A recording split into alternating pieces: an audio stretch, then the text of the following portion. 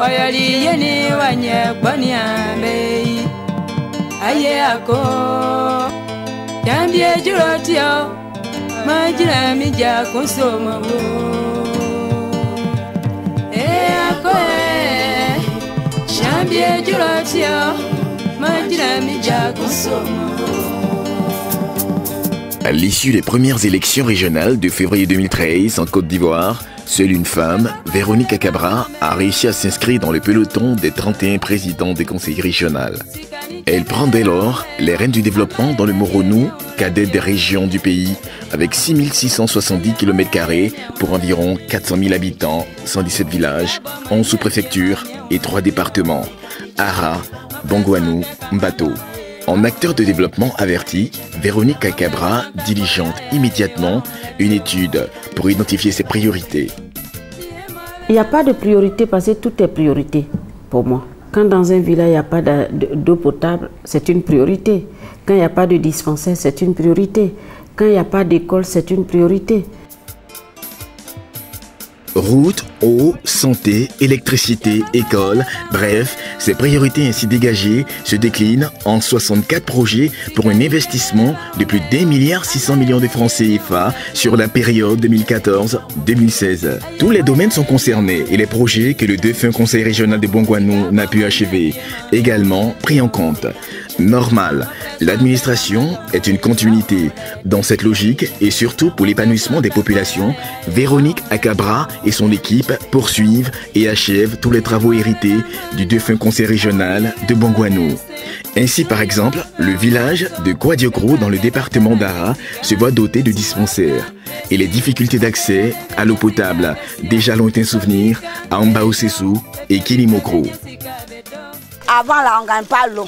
Mais grâce à Véronique, on a eu un château. Maintenant là, même si tu te lèves matin à n'importe heure, tu viens, tu gagnes l'eau. On est content parce qu'on a eu château. Ce n'est pas tous les villages qui ont des châteaux. Mais nous, on a les châteaux. On boit. On est à l'aise maintenant. À ces réalisations s'ajoute celle née de l'initiative propre au conseil régional du Moronou. Toujours au chapitre de l'eau potable, forage réussi à Angamakro, Ndolikro, Kouakro et Djangobo.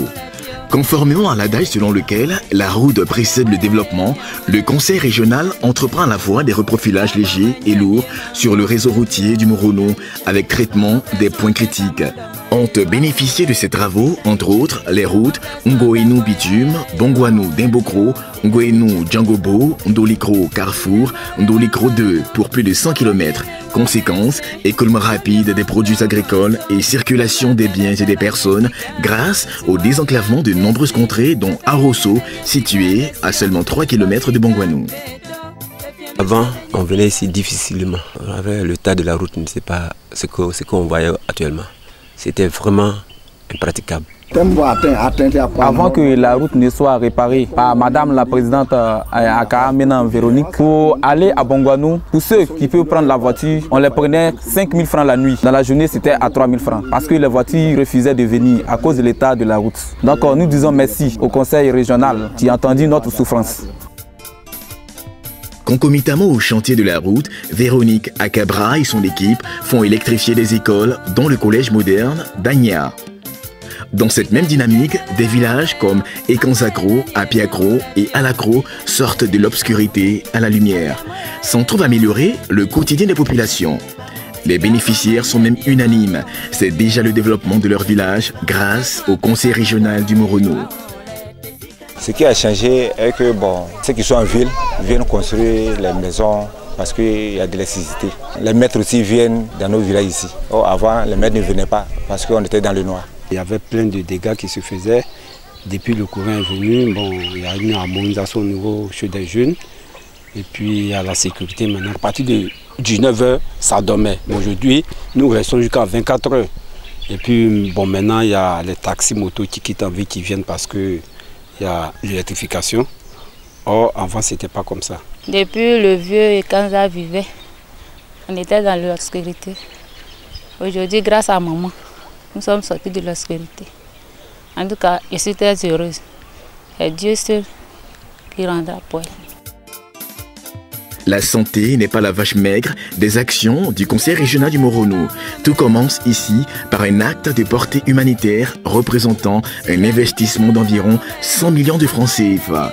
Il s'agit de l'équipement de 11 centres de santé en matériel biomédical.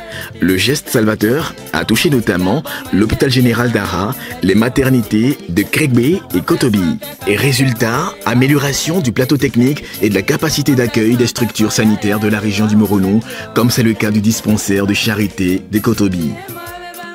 Nous avons reçu des matelas, des lits, des tensiomètres, des draps, et thermomètres, la pèse-bébé.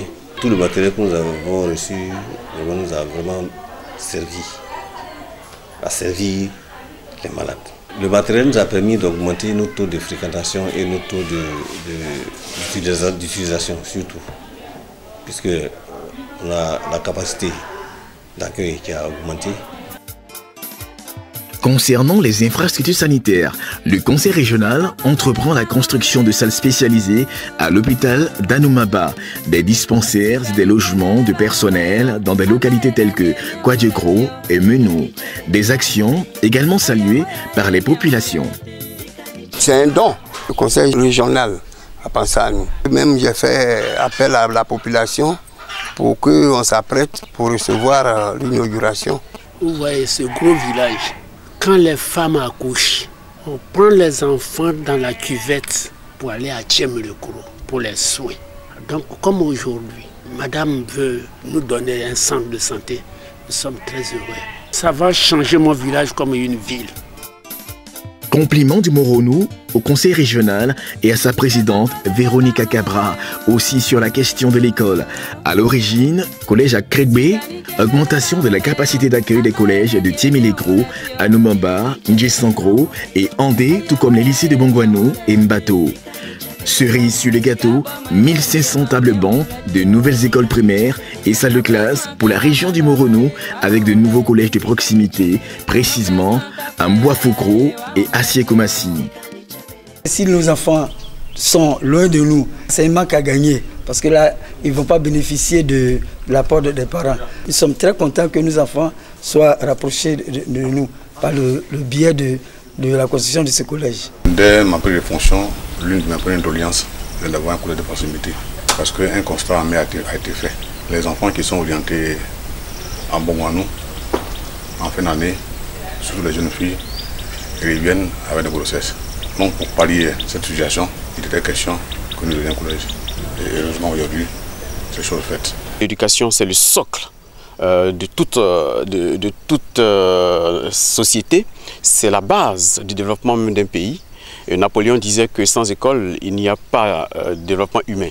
Parce qu'à l'intérieur de l'école, il y a tout ce que nous avons de valeur. Et donc nous avons basé et axé toutes nos actions pratiquement dans l'éducation. En 30 mois, ce sont au total 51 projets qui ont été mis en œuvre par le Conseil régional du Moronou dans tous les domaines du développement pour un investissement d'1,4 milliard de francs CFA.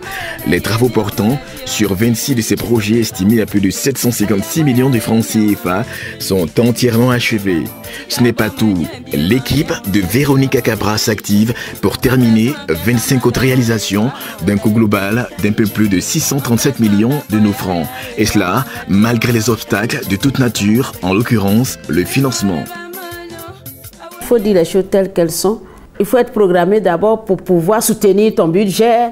Quand vous avez soutenu votre budget, il faut signer, il faut attendre le ministère pour que ça soit signé. Je vous dis, sur un an, nous avons 12 mois. Si vous traînez dans tout ça en 3-4 mois déjà, vous perdez avec les entreprises. Si eux aussi mettent 3-4 mois pour venir poser la première pierre pour commencer à faire les travaux, c'est des problèmes. Face à ces difficultés, étant donné que vous êtes propriétaire d'une institution financière, vous auriez demandé... Je les ai rencontrés, je leur ai dit, puisque c'est moi qui signe, il n'y a pas de souci, je vais vous mettre la banque à votre disposition et nous allons préfinancer. Je crois qu'il y a 1 ou 2 entreprises qui ont répondu positivement, les autres ont disparu. Mais sinon, les 25 autres projets ne devraient pas être en voie d'achèvement, mais on devrait achever et puis commencer les 13 autres qui restent. On va convoquer rapidement les chefs de travaux et leur mettre la pression pour qu'ils finissent. Maintenant, s'ils ne finissent pas, on va utiliser deux solutions, c'est-à-dire envoyer des entrepreneurs suppléants pour prendre leur place pour terminer. Comment pouvez-vous comprendre que quelqu'un qui est médecin, qui a les médicaments, qui a l'argent nécessaire pour soigner, parce qu'on va lui dire que les procédures de décaissement ne sont pas encore opérationnelles, donc le malade qui est couché à côté là, on ne peut pas le soigner. Mais s'il meurt, vos procédures là, vous allez en faire quoi? Donc c'est le même cas ici. Nous nous sommes fait fort d'écorcher notre maigre trésor pour faire cette tournée de visite de nos chantiers afin que les populations sachent que nous avons réalisé. Comment pouvez-vous comprendre qu'une région qui est dirigée par la seule femme présidente du Conseil régional de Côte d'Ivoire ne puisse pas s'abreuver au nectar de l'amour maternel, de l'amour social même de cette femme-là? Madame Aka Véronique s'est investie pleinement dans le développement humain, collectif, individuel, avant même d'être présidente du Conseil régional. Alors, dans le silence, elle a beaucoup travaillé. Faire mieux pour le mieux-être des populations du Morono. Voilà qui explique aussi l'investissement de Véronique Akabra et son conseil dans la sécurité. À leur actif, la réhabilitation de commissariats de police et de brigades de gendarmerie à Bongouanou et Kregbé. Un point d'honneur est également mis sur la relance de l'agriculture à travers la fourniture de semences et de produits phytosanitaires. Mieux, le Conseil régional du Morono, sous la houlette de sa présidente Véronique Akabra, a injecté 30 millions de francs dans la culture du manioc. Je remercie d'abord notre maman Amran Véronique, parce que c'est grâce à elle actuellement on peut avoir un peu de manioc ici. Elle nous avait fait des champs de manioc. C'est ce manioc-là nous travaillons actuellement. Quand on vend là, on gagne un peu et puis on garde un peu. C'est ça qui est pris pour faire ça. Donc on demande à madame, à Cameron Véronique, pour qu'il fasse projet là encore. Puis nous aussi, on gagne beaucoup de manioc. Et Kanzakro, commune de Mbato, des ateliers en construction sur fond de la présidente du conseil régional du Morono et des partenaires. C'est la future usine de transformation de manioc, couronnement de la vision de Véronique Akabra et de son conseil pour faire de la région du Morono une boucle du manioc. Cette unité industrielle représente à terme 150 emplois. Dans la même veine, vulgarisation de la banane plantain à coût de 10 millions de francs au profit des jeunes de la tribu Assier, aux femmes et aux jeunes de Kregbé, 10 millions et 7 millions de francs CFA à la fêtière des mutuelles de la tribu Alangoa pour la création d'activités génératrices de revenus. On peut donc le dire, la lutte contre la pauvreté, l'emploi et notamment l'emploi jeune occupe une place de choix dans la politique de développement du conseil régional du Morono et sa présidente Véronique Akabra.